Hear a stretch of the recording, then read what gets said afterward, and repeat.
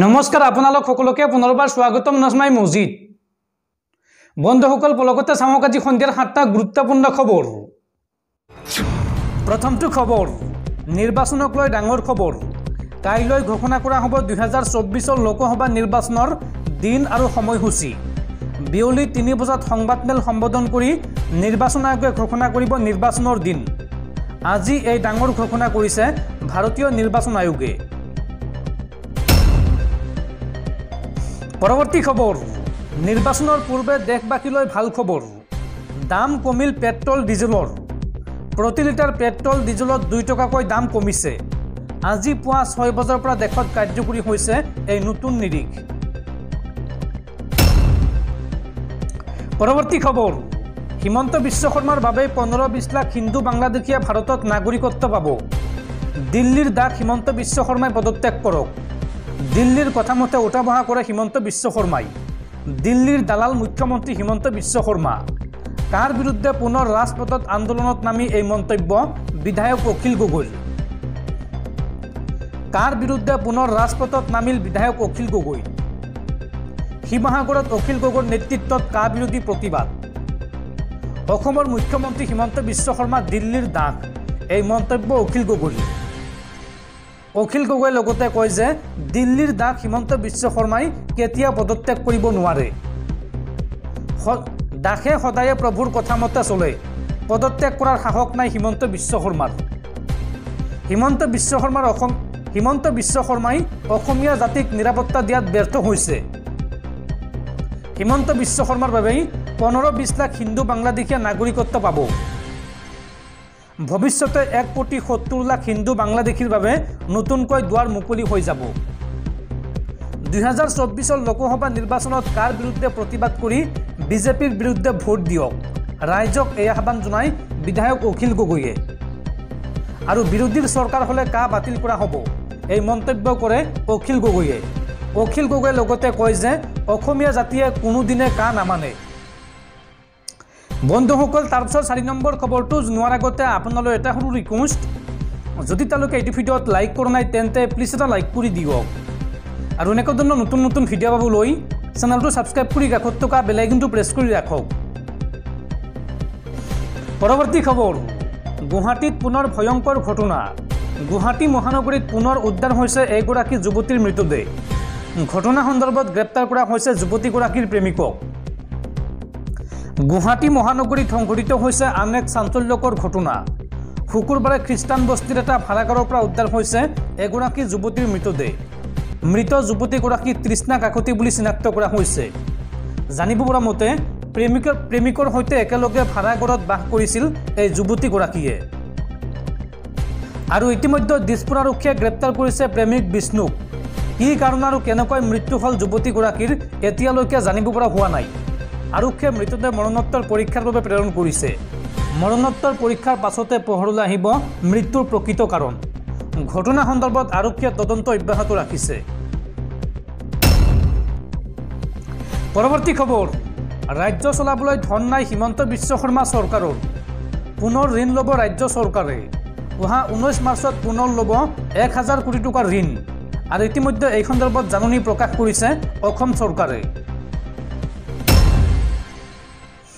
পৰৱৰ্তী খবৰ উচ্চতম ন্যায়ালয়ৰ ধমকত ষ্টেট বেংক অফ ইণ্ডিয়াই প্ৰকাশ কৰিলে নিৰ্বাচনী বণ্ডৰ তথ্য।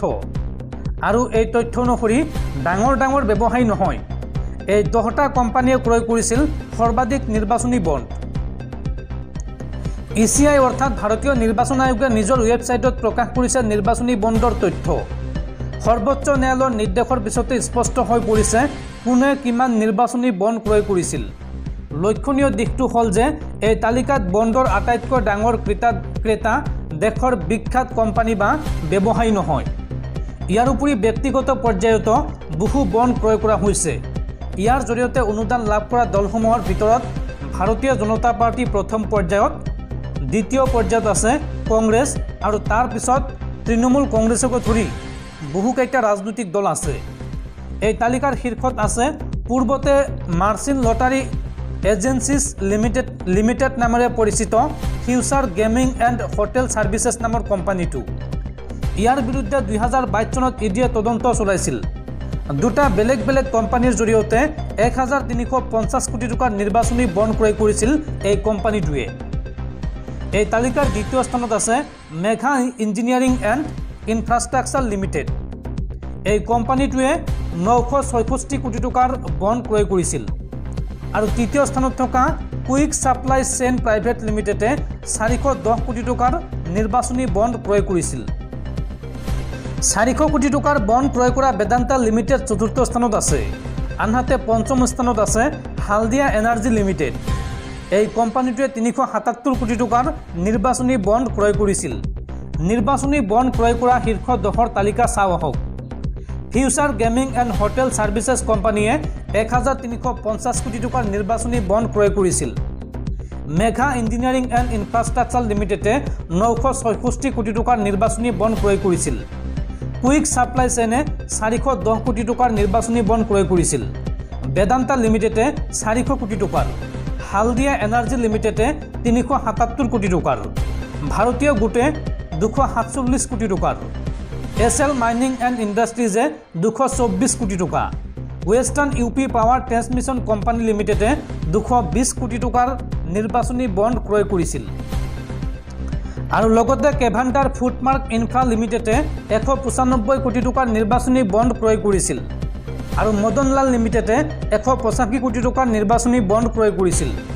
লগতে ব্যক্তিগতভাৱে নিৰ্বাচনী বণ্ডৰ জৰিয়তে দান দিয়াৰ ভিতৰত আছে লক্ষ্মী নিবাস মিত্তল, কিৰণ মজুমদাৰ শ্ব, বৰুণ গুপ্তা, BK গোয়েংকা আৰু জয়েন্দ্ৰ শ্বাহ আৰু মণিকাৰ দৰে বহু ব্যক্তি।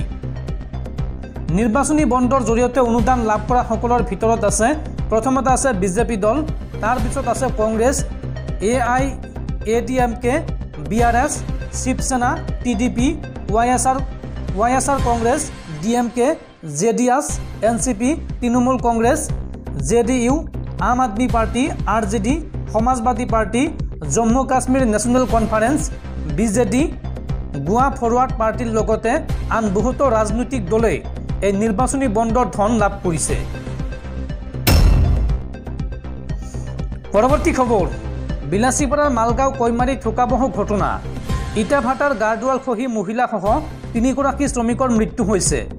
মৃতসকল হৈছে ক্ৰমে হাছিনা বিবি, চুৰমান আলী আৰু আন এজন শ্ৰমিকক এতিয়ালৈকে চিনাক্ত কৰিব পৰা হোৱা নাই।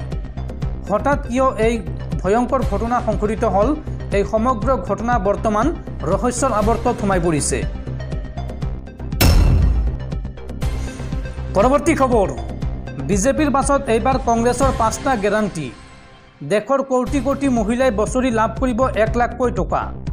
কেন্দ্ৰত এইবাৰ কংগ্ৰেছ চৰকাৰ আহিলে কৰিব এইসমূহ কাম। মহিলাসকলক লৈ ডাঙৰ ঘোষণা কংগ্ৰেছৰ। দেশৰ কোটি কোটি মহিলাৰ বেংক একাউণ্টত কংগ্ৰেছে দিব ধন। লোকসভা নিৰ্বাচনৰ পূৰ্বে 5টা গেৰাণ্টি দিলে কংগ্ৰেছে। দৰিদ্ৰ মহিলাৰ বেংক একাউণ্টত কংগ্ৰেছে সোমাই দিব টকা। প্ৰতিগৰাকী মহিলাক বছৰি 1 লাখকৈ টকা দিব কংগ্ৰেছে। কেন্দ্ৰত কংগ্ৰেছ শাসনলৈ আহিলেই কৰিব এই কাম কংগ্ৰেছে। চৰকাৰী চাকৰিত 50% আসন সংৰক্ষণ থাকিব মহিলাৰ বাবে। আৰু লগতে দুগুণ বৃদ্ধি হ'ব আশা কৰ্মী, অংগনবাড়ী কৰ্মী আৰু ৰন্ধন কৰ্মীৰ দৰমহা। প্ৰতিটো পঞ্চায়তত নিয়োগ কৰা হ'ব অধিকাৰ মৈত্ৰী। আৰু লগতে সাবিত্ৰী ফুলেৰ নামত প্ৰতিখন জিলাৰ বাবে মহিলাক হোষ্টেলৰ ব্যৱস্থা কৰি দিব কংগ্ৰেছে। মহিলাসকলক লৈ এইসমূহ ডাঙৰ ডাঙৰ ঘোষণা কৰিছে কংগ্ৰেছ দলে।